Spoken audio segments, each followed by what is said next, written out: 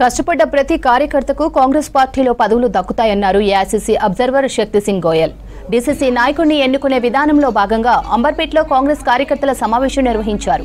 MP Mallu Ravi, Palakurthi MLA యశస్విని Reddy, Amberpet Congress party incharge Rohin Reddy, స్థానిక Congress party నాయకులు పాల్గొన్నారు. సమావేశంలో ప్రతి కార్యకర్త అభిప్రాయాన్ని తెలుసుకొని నాయకులను ఎన్నుకుంటామన్నారు. కార్యక్రమంలో స్థానిక నేతలు పాల్గొన్నారు. हैदराबाद जिला के अंबरपेट विधानसभा क्षेत्र में हमारे नेताओं और कार्यकर्ताओं को मिलने के लिए आया। कार्यकर्ताओं की आवाज, कार्यकर्ता क्या चाहता है उसका रिव्यू ले रहे हैं।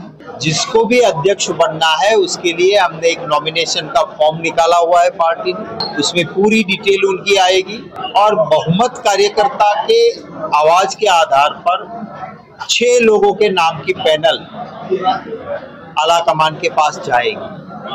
उसके साथ साथ क्षेत्र के अंदर कभी कोई टैलेंट होते, बहुत ही अच्छे कार्यकर्ता हैं पर वो दिल्ली तक नहीं पहुंच सकते हैं, उनकी बात या उनको वहां तक वजूद नहीं पहुंचती उनकी, तो ऐसे कार्यकर्ताओं का भी चयन करते हैं और पोटेंशियल लीडर्स की भी डिटेल जाएगी।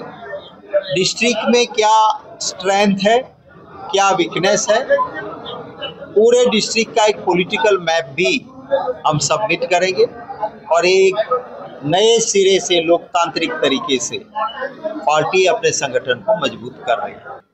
తెలంగాణలో ఉన్నటువంటి అన్ని జిల్లాల్లో కూడా ఏఐసీసీ అబ్జర్వర్స్ వచ్చారు.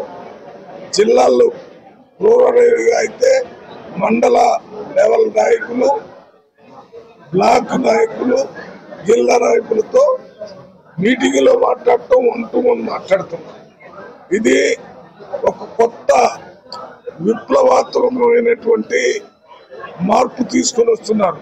ఏదో కొంతమంది ఏఐసీసీలో కూర్చొని కానీ, పిసిసిలో కూర్చొని కానీ జిల్లా అధ్యక్షులు నిర్ణయించడం కాకుండా కాంగ్రెస్ పార్టీ కార్యకర్తలు, నాయకుల యొక్క అభిప్రాయాన్ని తెలుసుకుని డిసిసి అధ్యక్షులు నిర్ణయించాలనే దానికి ఇది ఉదాహరణ. ఇది ఒక్క తెలంగాణ రాష్ట్రంలోనే కాదు, మొత్తం భారతదేశంలో అన్ని రాష్ట్రాల్లో కూడా ఇదే రకంగా డిసిసి అధ్యక్షుల్ని నిర్ణయిస్తున్నారు. కాంగ్రెస్ కార్యకర్తలు అనేటోళ్ళు ఎంత కష్టపడ్డారో అందరం కూడా చూసినాము. వాళ్ళందరూ తలుచుకుంటారు కాబట్టి ఈరోజు మన కాంగ్రెస్ పార్టీ ఉంది రాష్ట్రంలో. మరి అట్లాంటి కార్యకర్తలకి అవకాశాలకి కొదువు ఉండొద్దని ఎవరైతే అసలైన కార్యకర్త ఉంటారో ఆ కార్యకర్తకి సరైన అవకాశం రావాలని చెప్పి ఆలోచనతోటి డిసిసి అభ్యర్థులది అప్లికేషన్స్ తీసుకుంటున్నారు. ఎవరైనా కానీ ఈ అప్లికేషన్స్ ఇవ్వచ్చు. అప్లికేషన్స్ అన్ని కూడా తీసుకొని ఒక్కొక్కరితో ఇండివిజువల్ గా మాట్లాడుతున్నారు. ఆ మాట్లాడే క్రమంలో కూడా ఎవరు ఉండరు, అంటే ఎవరికైనా కానీ మనసులో మాట చెప్పుకునేటప్పుడు ఎవరైనా ఉంటే సంకోచిస్తారు. అట్లా ఏది కూడా లేకుండా ఒక్కొక్కరితోటి ఇండివిజువల్ గా కూడా మాట్లాడతారు అబ్జర్వర్ గారు. దానికి అందరం కూడా దాన్ని గౌరవిస్తాము.